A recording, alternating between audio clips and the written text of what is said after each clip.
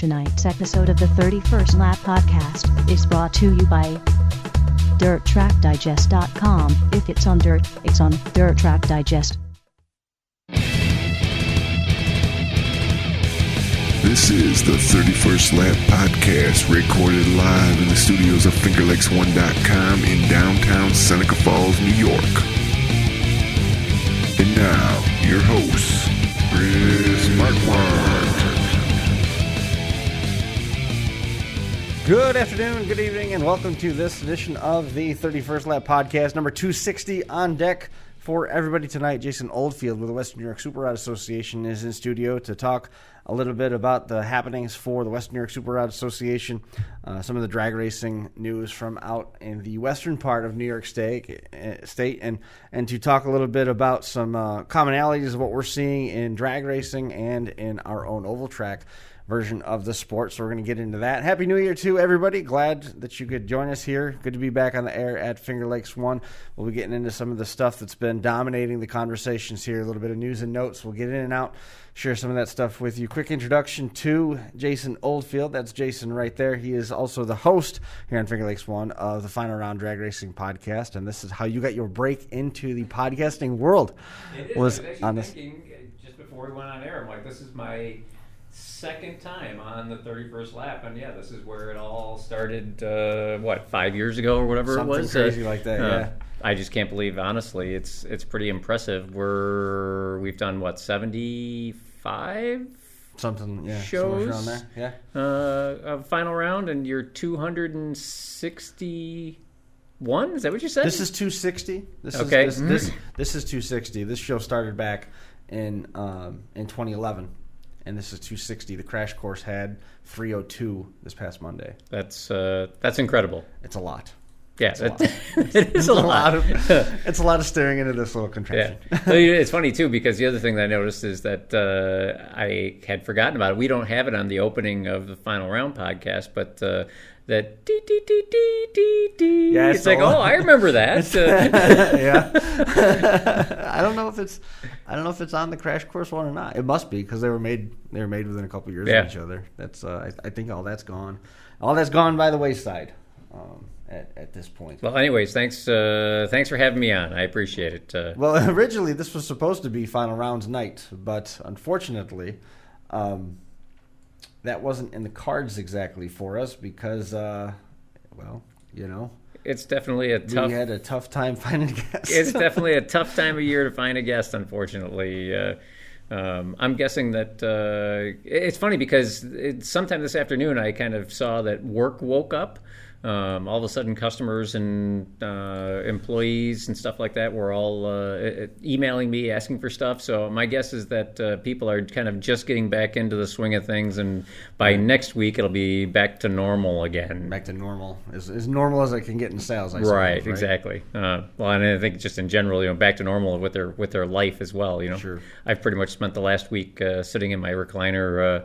Playing Xbox and watching TV. So you said you got yourself an Xbox for Christmas? I did, yes. The reason really wasn't to play video games. The real reason was because I use YouTube TV and stream, and all the devices that I had hooked up to the TV in the family room, none of them had the YouTube TV app available for it. So I'm like, well, you know what? Rather than go and buy myself a Fire TV stick, I'm going to go get myself an Xbox, and then I can play some video games on it and use it for YouTube TV. Right. So is that one of those Wii gifts where everybody's going to be able to use it, but really you just like to play video games?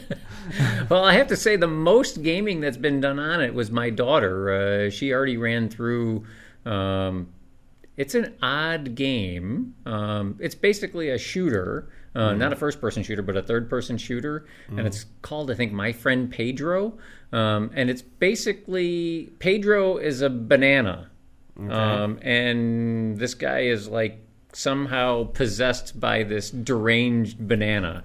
Like I said, a little strange, but my daughter actually ran through the whole game while I sat there and basically watched her in the recliner one day. So she's done far more gaming on it than I have. I've just enjoyed mostly YouTube TV on it so far. Stop me when I get to the weird part. The possessed banana goes around and shoots everybody. Yeah. Fair enough. So, a couple of odd happenings, I think. catching everybody by a little bit of a surprise in the dirt car world back in the middle of December was the 4-link rear end has been disallowed for next year. I think outlawed might be a little bit too aggressive a term, and this is under the dirt car banner. Okay. So the situation is described by Dean Reynolds. He gave a little bit of his time to Race Pro Weekly, and this is a conversation that we've had before on the show with Dean, and Dean's very conscious. He works as the director for he works with Dirt Car Northeast in addition to working with the Empire Super Sprints. He was a lot of the direction for that. He's always conscious of the cost. He knows that he's got guys that are at the top end of the spectrum, but he also knows that there's guys that are not on the top end of the spectrum. Sure. And if you look at the bell curve, there's a handful of guys at the top end that are okay, that you're going to hear from all the time. Right.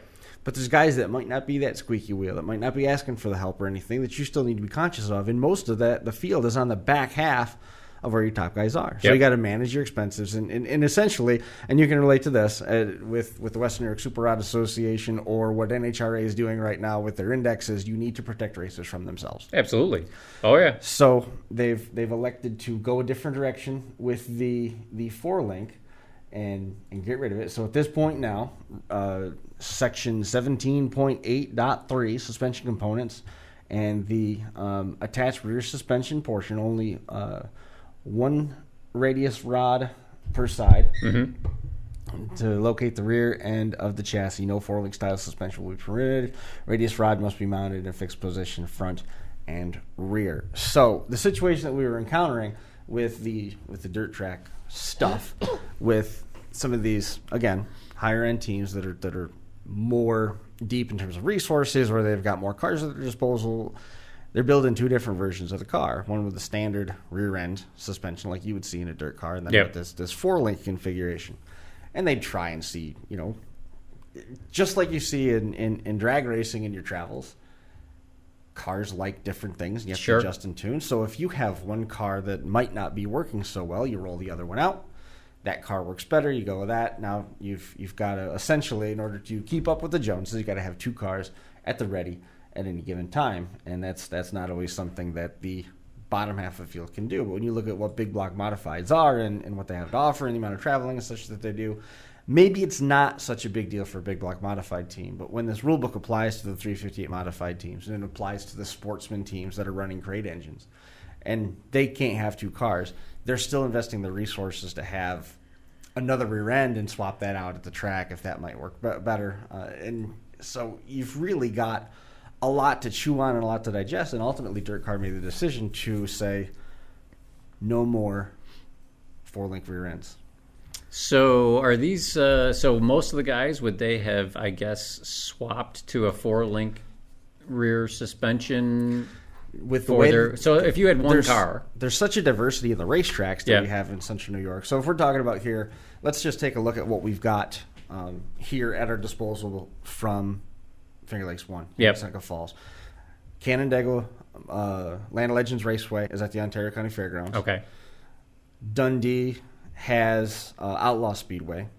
We go over to just off 90, the next exit up, and Weedsport Speedway is at the old Cuyahoga County Fairgrounds. Yep. And then you break north, and you can catch Fulton Burton Speedway. Yep. If you head south down to Lisle, New York, there's Thunder Mountain. Okay. So without even trying, we've got a handful. And then Batavia, they've got a track out there. Yep. Genesee Speedway. So you go a little. We can keep making the footprint larger and larger, but by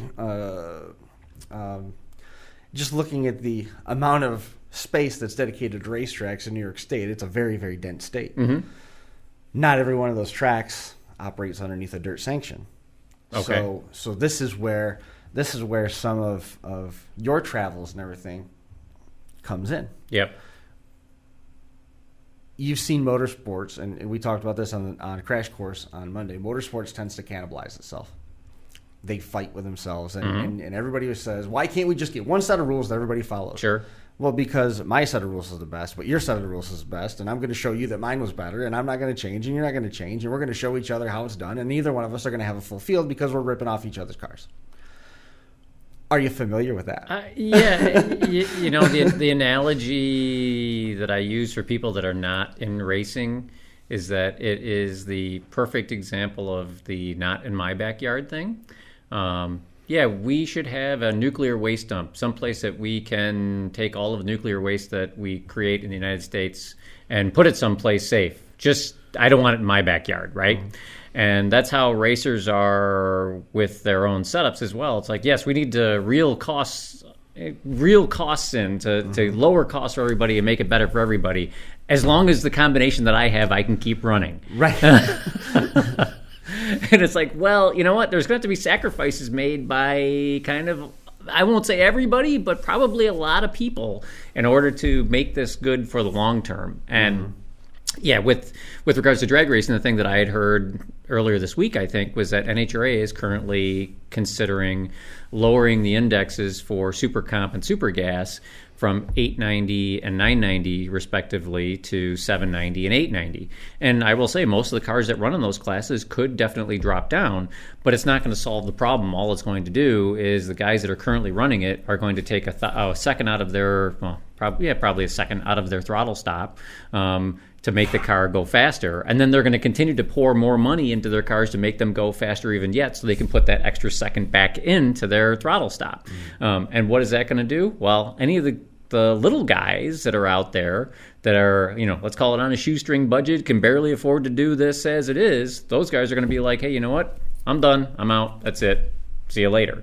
The problem is that the sanctioning bodies typically, and I actually will applaud Dirt for doing this because of the fact that this is not necessarily an easy decision, especially because of the fact that the guys that have two cars and all the money to be able to do this, they don't want this rule to go away. The problem that NHRA has had is NHRA has catered to the high dollar teams.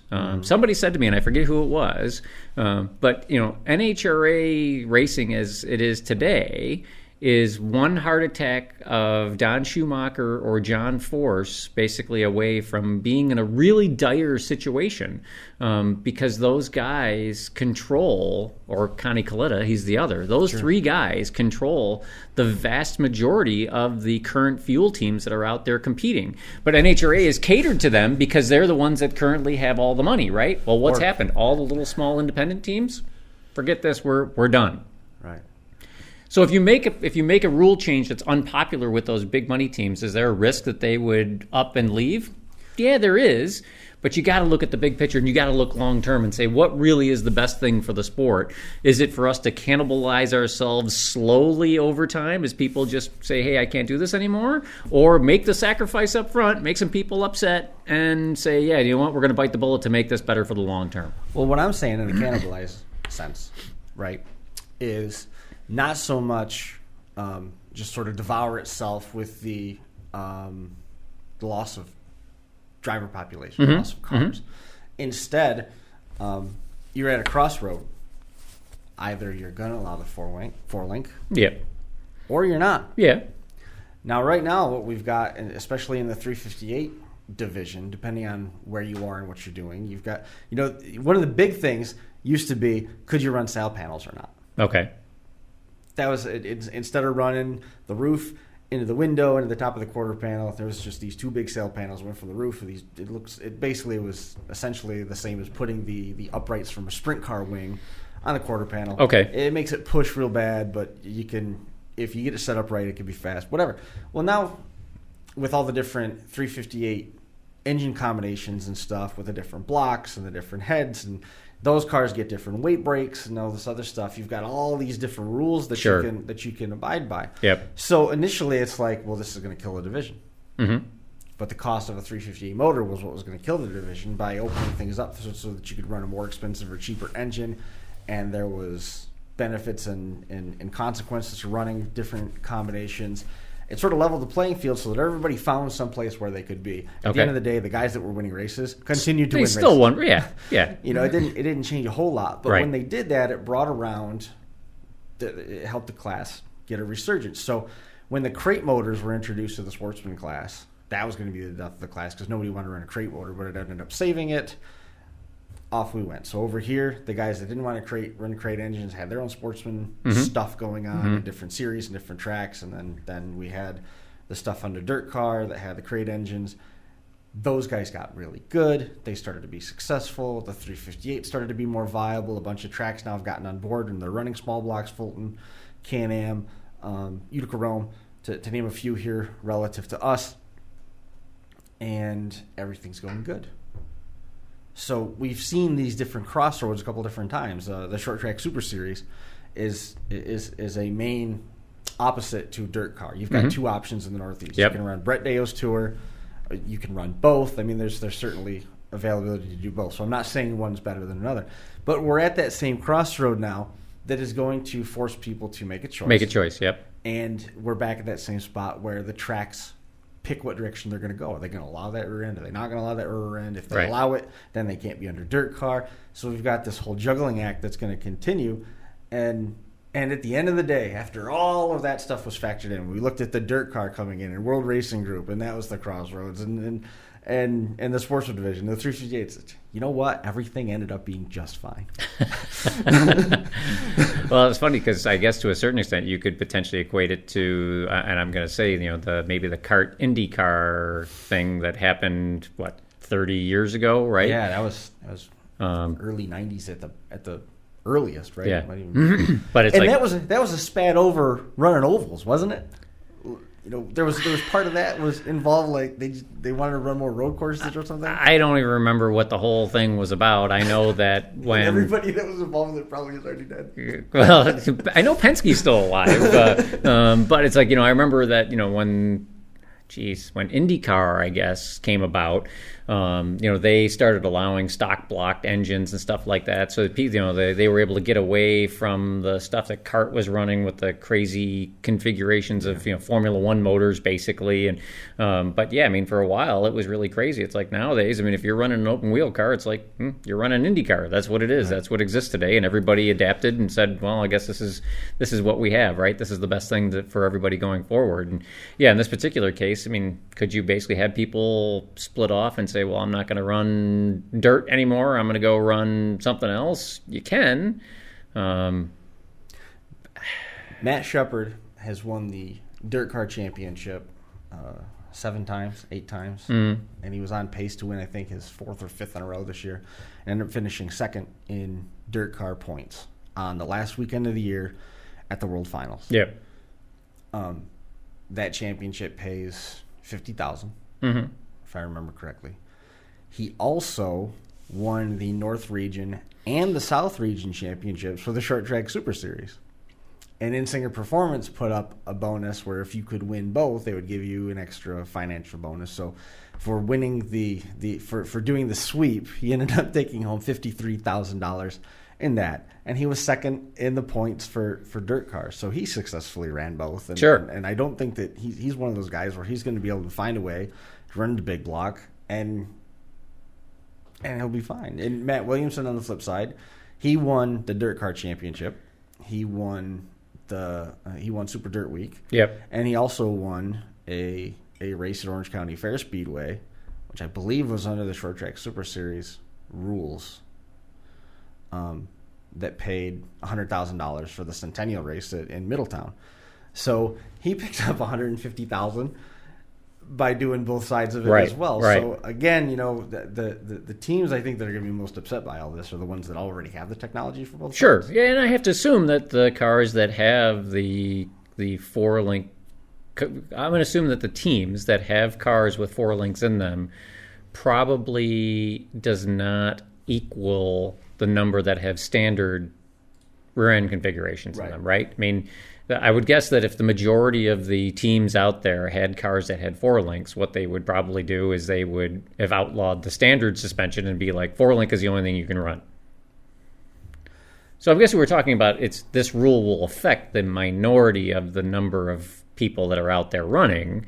Can I empathize with the situation? Well, geez, we already have this car now that you've just sort of made junk because... Well, you just unbolt that and put the other rack in it and away you go. I mean, it's not, or you save that for You save that. You're actually saving money because you're not running that car as often, and you're only running that at places where you can run a 4-link. Well, but tear is less. that was my point was going to be, though, where are you going to run that now, right? So now you have this rear end in theory that you couldn't run anyplace else, or you'll have places that don't. You'll have places that aren't under the dirt banner. Yeah, that have events. I mean, now from my perspective. And maybe this is why I suck at drag racing.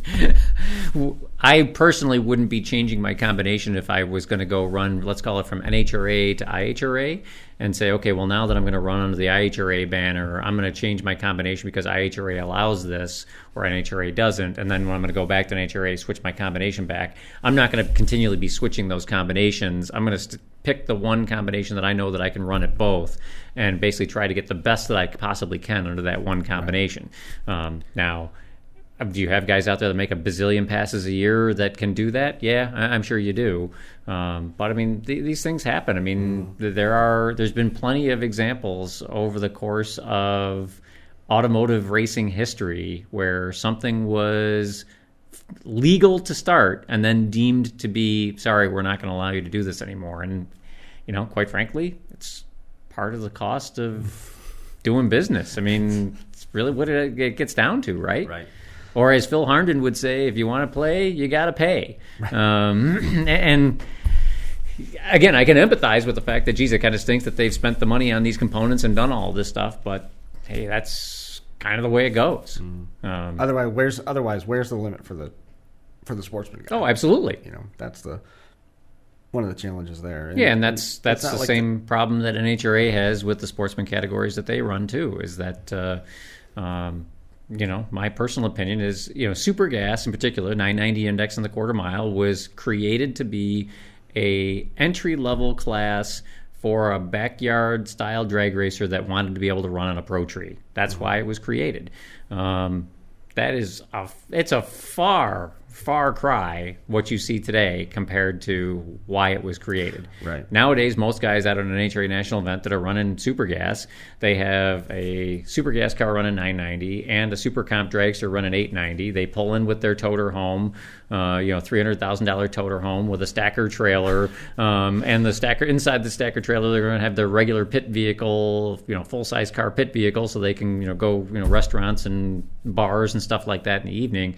They're pulling in with a rig that's worth $750,000. It's a country club now when you go to an NHRA national event. Right. And I'm not saying that they shouldn't be able to do that. If you have the money to be able to do that, that's great. But my personal opinion, if you want the racing to continue and succeed long term, you got to make it so that you can still have those backyard mechanics be able to compete on a weekly basis and be and feel like they're competitive as well. Once they can't afford it or they don't feel like they're competitive, they're going to be like, well, I got to go find someplace else to race. I still want to race. Most won't quit. Every once in a while, we get somebody that just retires outright, like David Rampey just did. Very successful comp racer, just said, that's it, I'm done. I'm retiring. But most people will be like, all right, well, I'm going to just go race someplace else. And maybe it's stay local and just race at their local track at an unsanctioned race, or maybe it's once in a while they go do a gambler's race or something like that. But you really got to think, unfortunately, long term, what is the best for your series and the sport? And in this case, it sounds like Dirt Car has deemed that we don't believe that having the 4-link suspension is part of it. And for now, if it's going to technology reduce, was there, and the argument on the flip side of all this stuff in the drag racing world started out essentially as, how can I make my car faster than yours? That's right, at the very base of it. And I started doing different things to my car to make it faster. Right. And that's how the modifieds came to me. And at first it was safety be damned, right? Right. Oh yeah. Don't care about safety. All I care about is going faster. And then somebody had to step in and we had to save the racers from themselves. You're literally dying out on the racetrack, so we're going to save you from yourself and make you wear a helmet and make you wear fire protection. So yeah, that's kind of what comes first, and then from then it's like I said, it just gets out of control from a cost standpoint. You have to have something in the grand scheme of things. I really do believe that all of the sanctioning bodies out there, are they trying to make money? Sure, they're trying to make money, But I really do believe that for the most part, all the sanctioning bodies out there are trying to do two things: keep their competitors safe, and make it so that costs are under control and it's a fairly level playing field in whatever class it is that you're running. Right. And if you don't like that class, you want to go race unlimited, hey man, Formula One's sitting there, NASCAR's sitting there, go knock yourselves out. I mean, I mean, you go through that with the Western New York Super Rod Association too, right? You guys made some changes for 2020 that are going to help, hopefully, bring more cars in. That's right.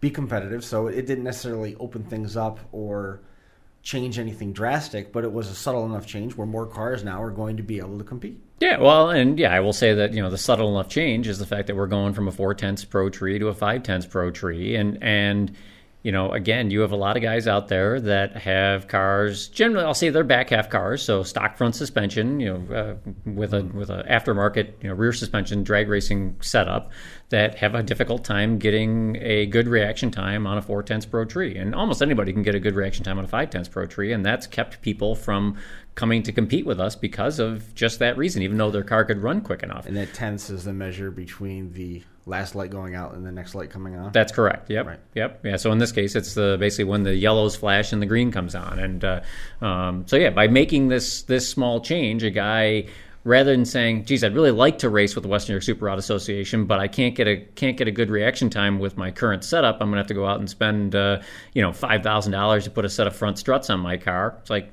now you've just made it so they don't have to do anything. They can just drive over and pay their $100 entry fee, and away you go. So yeah, I mean that's one of the things that you're trying to do, and I mean, we want to have more cars in our series, but at the same point in time, we also want to make sure that everybody has an opportunity to compete as well. On the flip side, we could have taken it and said we're going to make it a 3/10 Pro tree. Everybody's got to go work on their stuff. Well, the guys that have the lightest stuff and let's call it the most money. Really, it's going to get down to the guys that have the most money are going to be able to get there quickest. Not to say that they're going to be the best or long-term that they're going to have the most success, but the guys with the most money are going to have the ability to get there quickest.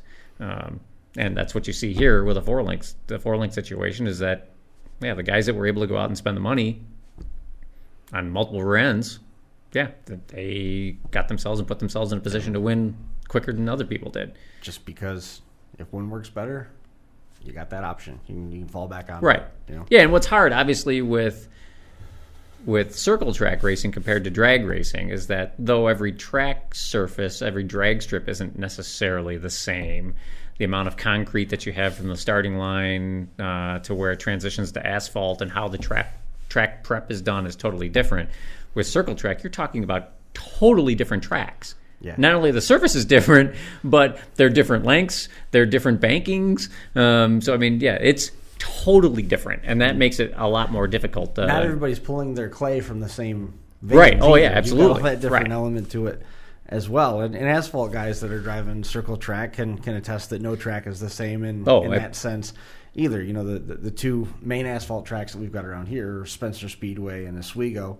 For us, and then there's other asphalt tracks in New York, obviously, but those are the main two that we sort of have our focus on. And even the asphalt guys, I mean, you go to the big leagues, let's call it, and that's why the NASCAR guys, we have our short track car, we have our mile and a half car, we got our super speedway car, we got our this is our road course car. Where do you draw the line? And you can't just say, well, you got to put a tag on your car, right? And you got to prove that it's the same car at every one, because guys would just cut the tag off and weld it on the next one. See, it's the same tag.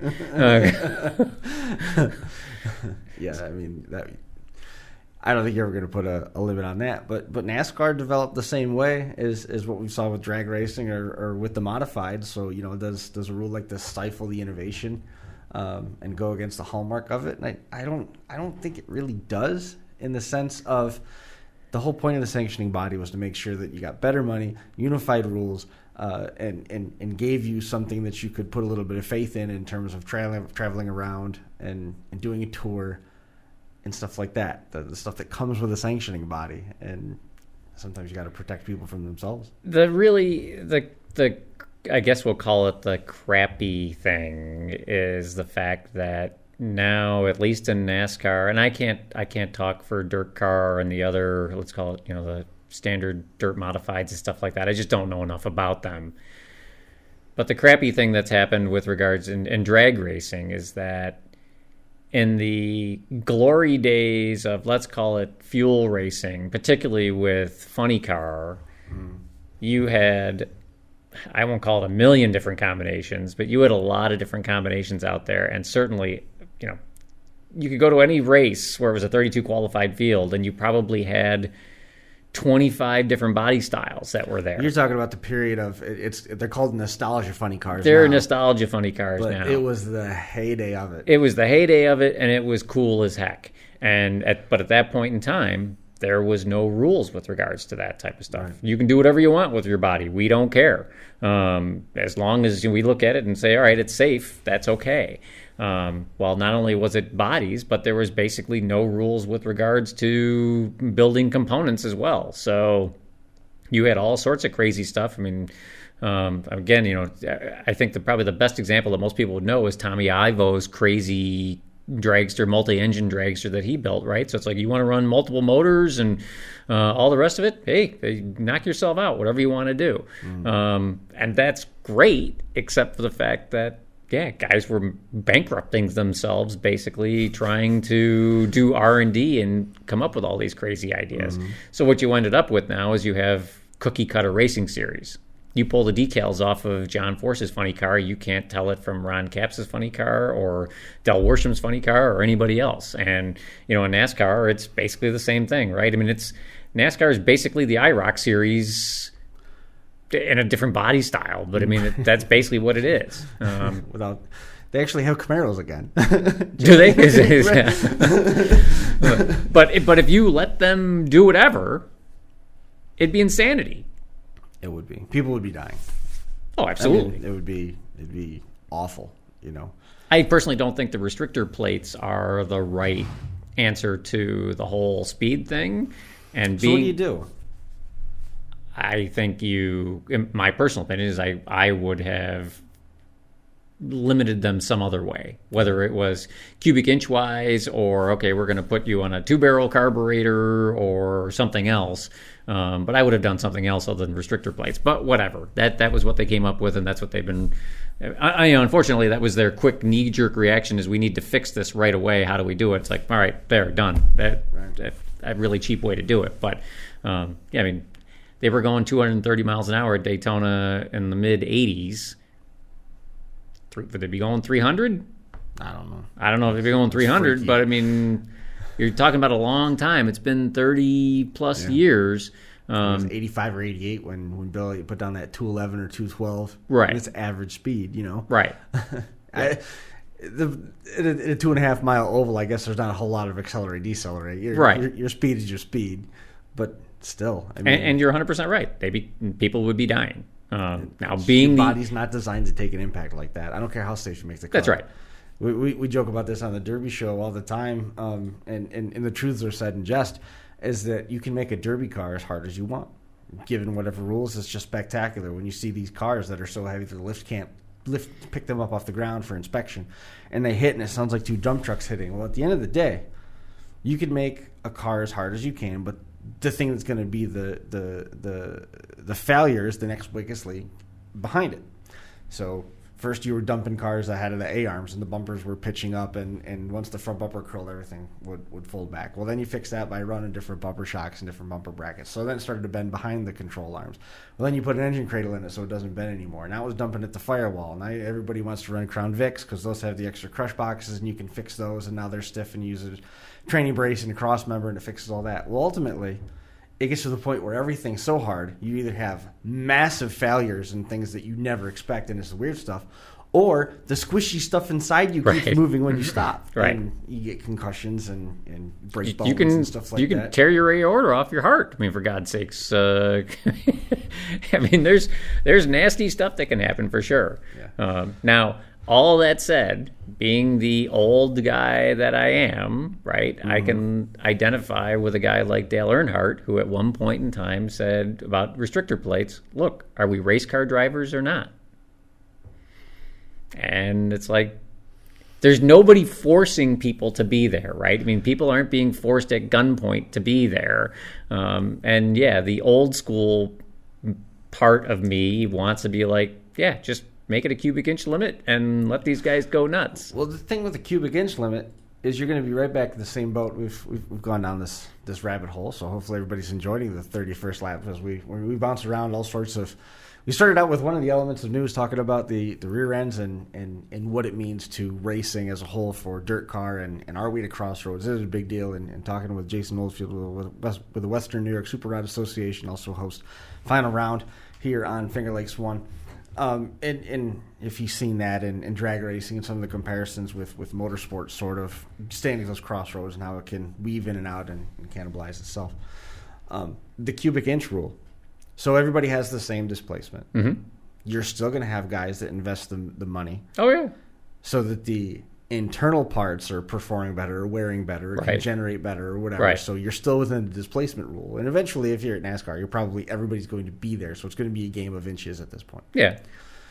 So if everybody's at the same horsepower generally, and they're at the same displacement generally, and their fuel consumption is about the same generally, which means they're all about the same speed generally, and they're all going to be able to get as far in a set of tires generally, you're going to have the same pack racing as you have now with restrictor plates. When there weren't any restrictor plates, that didn't happen nearly as much. Like, I don't remember the pack accident at Talladega 100%. way not back happen. when,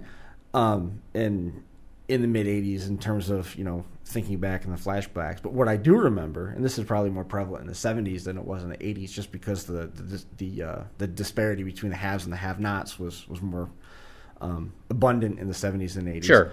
Talladega was won by 7 laps. That's right. That's right. Yep. Yeah, completely agree. And yeah, I don't think it would fix the pack racing aspect of it at all. Because like I said, everyone's going to go out and do basically all the same type of thing. Now, at some point in time, is somebody going to get an advantage? Yeah. And, a big win, I think, today with the teams that you have, someone would win by a quarter lap. Would be like, holy cow, how did they pull that off, right? Again, the tough thing here is that I can also empathize with the people that are like, again, there's no one forcing people to be there. Just let us go race. But the more reasonable side of me says, all right, well, I want to make sure people aren't dying, and I want to make it so that more people can afford to race, so that we have good numbers of cars showing up at these events to be able to put on shows for people. Because at the end of the day, that's the whole thing too, is that when people get bored, when spectators get bored with the show that is there, because only 3 cars show up and it's the same 3 cars all the time, now we can't pay you the prize money that we were paying you before, because we're not getting the spectators to come and watch the show. And that's unfortunately one thing that racers, I think, universally tend to forget as well. They think about it just in their small little world of, me against all of my competitors, and don't think about it from the entertainment aspect of it, especially as sportsman racers. You go out to any local drag strip on any particular weekend, unless there's a big show, a really big show that you're booking, there's not going to be anybody in the grandstands generally watching the regular racers race every week. And that's why, for the most part, we're self-funded. Whatever we get paid from a purse, it's from the entry fees that we pay to race. It wasn't like that 40, 50 years ago when a lot of spectators came to watch. Now, at the same point in time, costs got out of control, and it just wasn't a model that could be maintained long term, because costs were still exceeding what prize money was. Sure. So it's certainly a tough problem. I won't say that there's any one solution, obviously, that can fix it for everybody, but I think the best way is to make a compromise and try and come up with a set of rules that you can have the majority of people meet while trying to keep costs under control. All the other times we did it, ultimately, everybody ended up okay. Right. Everything, I think, is going to be people. Okay People will whine and complain for a while. It's a lot to digest and a lot to unpack, and we'll see what happens. It's been tried before. There's been different times where different rear end combinations were tried and instituted, and some of them worked and some of them didn't. And now we all know that we're on the same thing. And if it's stock car racing, I believe Harry Hogg said, it was Cole Trickle said, stock cars are stock cars. You just got to be beat by another driver, right? Couple days. And to your point, quite frankly, the guys that are out there winning now are going to continue to win next year with the rule changes, guaranteed. Yeah, it's. I don't think that those components were what was making the difference. I don't think that all of a sudden we're going to see NFL caliber parity. No, it's just not going to happen. No, and that's not a knock on anybody. I'm just pointing out that we've never had a situation in motorsport that I'm aware of, and I'm more than welcome to the idea of being wrong, and I'm more than happy to be educated. I don't know that we've ever had in motorsport a situation where anybody could win any given night. NASCAR always had a handful of 5. Now probably close to a dozen, just because we've got those right. those 4 dominant teams. Yeah, and it's funny you say that, because that's exactly what I was thinking, right? So in a standard NASCAR field, 40 cars now. How many? 40. 40? So in a standard 40-car field, my guess is that you probably have 10 to 15 guys that have a legitimate chance of winning, 10 to 15 guys that, basically have a legitimate chance of finishing 10th. And then pretty much everybody else is, if we got a top 20 finish, we'd be thrilled. Right. And if you were to change the rules and make them crate motors, it'd be exactly the same way. A couple of dates that I know everybody's going to want to be mark on their calendars for us locally. The Super Dirt Car Series is going to be running in Florida February 11th through the 15th. They're going to break into New York. First one scheduled for the Finger Lakes area is going to be Monday, May the 25th at Weedsport Speedway. There's 8 total qualifier events, handful of 10,000 to win dates. The schedule in full has been posted on the Super Dirt Car Series page. Canandaigua's Land of Legends Raceway gets their first date on the 2nd of July. Weedsport is back again on the 26th of July. That is another Super Dirt Week qualifier, and that pairs nicely with Orange County Fair Speedway's event, another Super Dirt Week qualifier.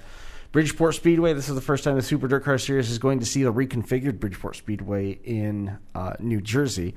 That track being downsized from the 5/8 mile format. And that event is scheduled for July 29th. Busy stretch there at the end of July, 20th, 21st, 26th, 28th, 29th. Thunder Mountain Speedway in Center Lisle hosts their first Super Dirt Car Series event on August the 4th. Land of Legends is back on the 13th. Lebanon Valley's date this year, September the 5th. That is the Mr. Dirt Track USA. That's paying $25,000 to win. Utica Rome on September the 6th. Weedsport September the 12th. Land of Legends final event of the year will be September the 19th. That's another Super Dirt Week qualifier. Super Dirt Week scheduled for the week of October 9th through the 11th. Orange County Fair Speedway, the Eastern States 200 is back on the schedule on the 25th of October, and the dirt track at Charlotte will host once again the year-end World Finals. Again, November 5th through the 7th. So that's stuff to keep your eyes on. As everybody is already aware of, there's been a lot of changes happening over at Outlaw Speedway. They've been doing all sorts of upgrades over there. The biggest thing is the change on the front stretch wall. We'll get into that in a second. Also, in case anybody missed it, Tim McCready is back in the Longhorn Chassis house car, and the car is now owned by Donald and Gina Bradsher. He's going to climb into their car. He's got a couple starts coming up here real quick. He's going to be at Golden Isle Speedway in Brunswick, East Bay Raceway Park in Gibsonton, Florida, and Alltech Raceway in Ellsville, Florida.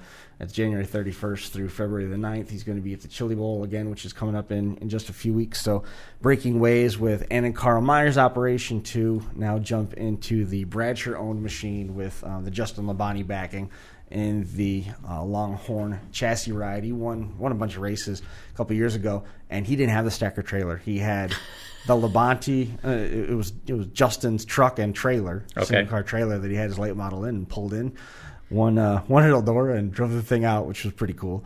But some Now, changes. Chili Bowl, that's in Florida? The Chili Bowl, that's the midget race that's indoors in Oklahoma. Oh, okay. All right. And now there's a big isn't it a dirt event in Florida that comes There's up? a couple of them. There's a couple different ones. It's not the Chili Bowl. Yeah. February, the Dirt Car Nationals are in February, and they run at Volusia Speedway Park for several nights in a Okay. row. UMP cars are there, late models, the World of Outlaws sprint cars, World of Outlaws late models, and then the Dirt Modifieds run there in conjunction with That's the late probably models what I'm at the end thinking of it. But East Bay runs a bunch as well. Okay. And now the Short Track Super Series is going to Florida for the first time this year, and they're going to be running at Alltech. So there's a couple different festivals of speed that happen in and around the middle of February. I don't know. Is there any races in Florida that might correlate with that? Perhaps on Drag which- races? No, the Daytona 500. Oh, yeah. It's all focused around that time frame. But yeah, Which is still on my bucket list. yeah. Never been there Never been to the track or anything. Never been to the track even. No. Driven by it, flown over the top of it, but yeah, never been there. And definitely want to go down there for Speed Week sometime. And if I'm going to go, I don't want to. I mean, quite frankly, the qualifiers and everything else that come before the actual Daytona 500 is probably of more interest to me than the actual 500 itself. But yeah, I would want to see the 500. But yeah, I'd want to be there for the entire week. 1,000 years ago. This was back in like 2004, I think. 2004, 2005. I saw the qualifying races, which was cool. Yep. And prior to that, I was working with ARCA Racing as a roving pit reporter, just storying, basically doing written copy for the website. And I was down there with Bobby and Billy Gerhardt, who had a very, very good restrictor plate program, and in their second car, Clint Boyer was driving it. And at that point, he was in a developmental or at least under retainer for Richard Childress Racing. So the Good Wrench Flying Aces were the ones doing the crewing on Bobby's second car. Okay. And they had just moved the Bush Clash or the whatever the special pole setters race to the nighttime. Okay. And we got to watch that race from on top of the car hauler That's pretty cool. down there. When Bobby was on track for the ARCA race, I couldn't find any place to go to watch it from, because it's not like a dirt track where you can just walk up and find a seat in the stands. Right. It's a gigantic complex. Right. You can't. It's not a simple operation. So here, when we go to Watkins Glen for the newspaper, you just go into the press tower and hang out. Well, I found my way into a press tower that wasn't the press tower; it was the scoring tower. Oh. And this lady did not want me in there because she worked with NASCAR. So I kept my credential tucked, and I was manually scoring. And I befriended a lady who was watching another car, and she told the lady that I was the backup scorer, that she was scoring electronically and manually. And I was, and the woman didn't believe a word of it. And she came back several times and stared me down, and she goes, "I still don't think you're supposed to be in here." And I'm like, "Then throw me out." And she finally so that was awesome. Breaking and entering during the ARCA race at Daytona was cool. And then I covered up a part of my credential and kept eye contact with the dude who was Kyle Busch won the race, and the gentleman that was guarding Victory Lane, I kept making eye contact with him, not just letting him see the piece of paper enough. And I said, "You don't understand. I'm with the organization, and that guy just won, and I need to get an interview with him." And he goes, oh, throws the gate over. Kyle Busch was already gone by that point, but still, it was quite the misadventure. Where's ARCA based out of? They're out of Ohio. Oh, okay. Used to be Remax. Remax was the logo on that. Okay. The title sponsor on the ARCA Remax series. I don't think they are anymore. I mean, they've been around a long time. I remember watching ARCA races as a kid with my dad. Yeah, they've got over 50 years of. Now, don't confuse ARCA with ASA. That's Bob Seneca and the Bluebird car. The ARCA was Frank Kimmel owned that for a long time. He was in the Advanced Auto Parts number 46. Yeah, no, in the 70s, I would say in the late 70s and early 80s, you could occasionally catch an ARCA race. It was probably on Wide World of Sports. ABC's Wide World of Sports would be my guess, but you could occasionally catch a race on TV like that. And at the time, without cable television and everything else, it's like, man, if you were a motorsports fan, if you saw any sort of motorsport on TV, you were watching it. It didn't matter what it was, right? So yeah, even though we were a drag racing household, it's like, ARCA races on. All right, we'll watch that. Indy cars. We loved when.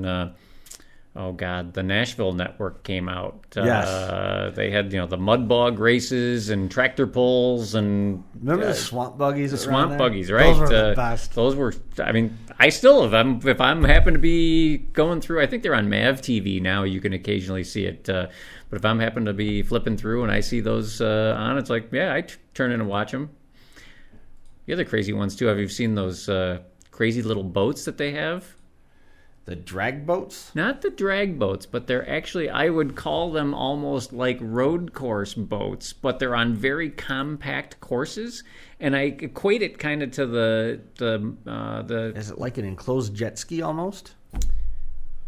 They're 2-passenger, but they're really small and really nimble and really quick. To the point where you see them, when you first turn it on, you see them going into a corner, you're like, there's no way they're going to be able to make that corner. And it's like, it's really incredible. And I kind of equate it to the swamp buggy type of thing, because it's almost like on those same type of smaller courses like that. Really? But these things are going really fast. I don't know what the heck you call them, but again, just as a motorsports enthusiast, you can sit down and be like, wow, that's pretty incredible watching these guys. Right. But yeah, every once in a while, the navigator is actually calling out, what they're going to... Sure, like rally cars. Like rally cars. But yeah, every once in a while, they don't make it. And most of the time, it's like, right up on the berm, if you will. And, okay, we got to pull the boat back in the water. And No, I don't think I've seen those. I'll have to try and find... Is it a carved out course through land, or is it buoyed off on a lake? I would have said it was carved out on land. Again, Really? I think it makes me think of the swamp buggy type of things where, generally, those were kind of the similar, right? Yeah. That's what it makes me think of. But I'll have to find one on YouTube to show you at the post-production meeting. It's they're pretty interesting. But It's just about time for that meeting. But anyways, one thing you wanted to touch on was changes. Was it Utica Rome? The track. Straightaway. Not Utica Rome, Outlaw Speedway. Okay. Big deal there is a couple years ago they laid new dirt down, and it raised the track up, which by proxy shortened the front stretch wall. It wasn't as tall anymore, and they had an issue where a car got up into the chain link, got into the posts and stuff, and it caused them. And a couple times that's happened now, they were able to band-aid it together and get it to where it was taken care of with double jersey barriers and stuff like that. Yep. They're revamping all that. So that's a major upgrade. Are they fixed? Are they raising the wall or regrading the? They're putting new wall in, everything, and adjusting the track surface, and it's going to be a very good improvement. One of the things we talked about through the course of our night here on 260 31st lap is the role of the sanctioning body to make sure things are safe. Well, the track ownership groups sort of had that same duty, as it were, to make sure that the people that are competing on their tracks have the safest elements around them. And some tracks do, and unfortunately some tracks don't. Right.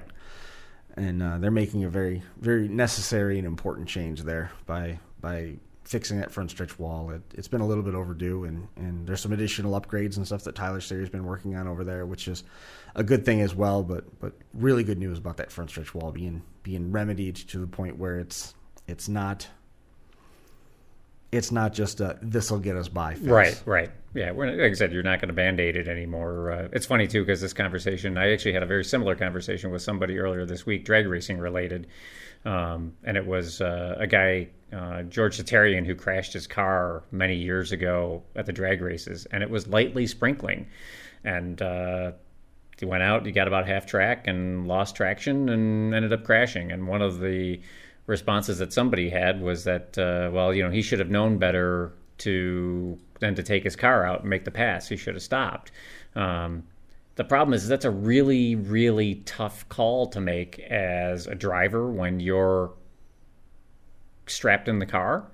You really need that's really the job of the track officials, right? To deem whether or not the current racing conditions are safe for competitors to go out on the track or not. And isn't there some arrogance that comes with that too? It's like, well, I wouldn't have taken my car out in those conditions. Oh, sure. Or to make this guy further a victim or something like that. Oh, 'Cause absolutely. You can't again, the theme, you got to protect your racers from yourselves, because everybody knows that I can make this work. So, I mean, I was at the track that night. This happened at Lancaster.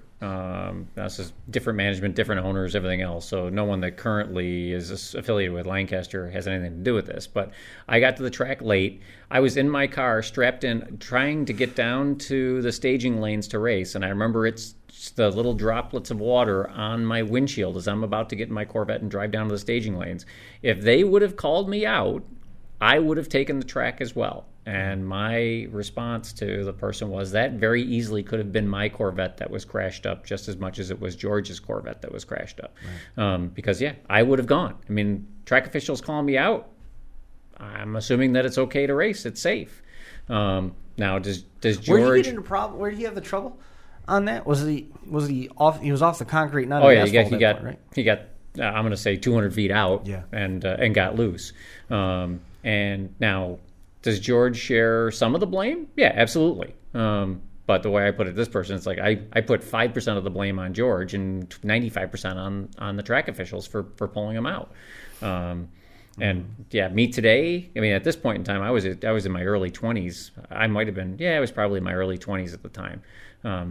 Would I so still? You're going. There's no question you're going. Oh, absolutely. You're invincible right. at that point. Now that I'm 50, would I go? All right, maybe a little bit of wisdom and age would keep me from going like, hey, you know what? This is just not worth it. I'm not gonna pull out. But at 20 years old, I definitely would have 100%.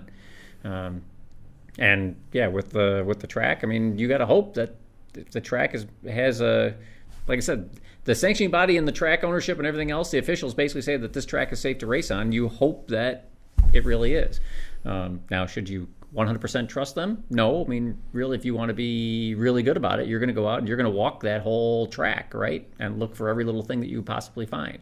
Does that mean that they're going to fix it if you find something that you don't like? No, it doesn't mean they're going to fix it, but that's when you have to make your own judgment decision. Is all right. Am I making am I making the mountain out of a molehill type of thing, or is this really something that's unsafe? In the case that you're describing there, with raindrops falling, you can't very well pull your car up to the staging lights, but not get into the lights and then get out and take a lap of the track. That's right. You're relying on information for everybody else. And was that a throttle stop car? Yes, though. I mean, it was a super gas car, but I would guess that at the time, I don't think any of us had throttle stops really on. No. Did it have a delay box in it? Delay box, yes, probably. So it's not even like you just rolled off the line, because it turns green, you take off, and poof. Well, and my guess is, at the time, Lancaster had a very short concrete starting pad. So my guess is, as soon as he got off the concrete onto the asphalt, that's probably when he lost traction. Yeah. That'd be my guess. I don't know for sure. But, again, you think about it when it's a hot day outside, so you have the asphalt, right? And it starts to rain. Now, not pouring rain, but just sprinkles. Yep. In most cases, it evaporates instantly. I mean, the asphalt's so dang hot that it basically falls and no big deal. So, in certain cases, you have a couple of raindrops come down, no big deal. But, you got to have somebody out there that's making the right judgment call. And unfortunately, whoever it was made the judgment call that day to keep sending cars made the wrong choice. Protect the racers from themselves. Yep. Absolutely. Well, we're getting to the top of the hour. Is there anything else we want to hit on for Super Ride Association? We kind of hit on some of the changes that you've got planned for next year. We're going to be seeing you at Empire. Got the race booked at Lancaster too, right? We got 2 races at Lancaster. We got, I think, 4 currently tentatively scheduled for Empire, and we have a double currently tentatively I won't say tentatively, we have a double scheduled for Dragway 42 in Ohio as well. So we're back to an 8-race schedule currently. The races at Empire, I guess I would say, are tentative. We're still trying to work out the exact dates that we're going to have there.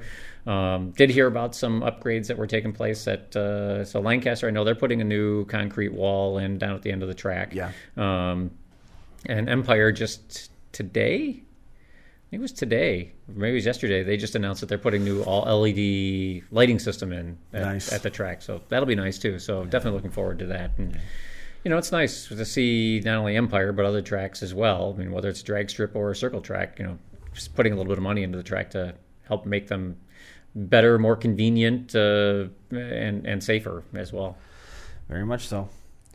I was going to ask you something about the races are happening at Empire, right? That's not the tentative thing. That's just we just don't know when they're going to be. It's just the dates. We have dates that are on the schedule in pencil right now. Gotcha. Okay. But it's just a matter of whether or not those are really the best dates to have them, or whether or not we should be scheduled for a different weekend. But sure. Right now we have 4 races with Empire too. Sounds good to me. I think we've covered all of it. Happy New Year to everybody. Hopefully all of you rung in the New Year safe. You had a Merry Christmas, and wish you the best in 2020. We look forward to catching up with you again here in a couple of weeks on the 31st lap. That's going to do it for us here at the North Park building at Academy Square. We appreciate you tuning in. We will see you all again next time. Thanks a lot. Do, do, do, do, do, do.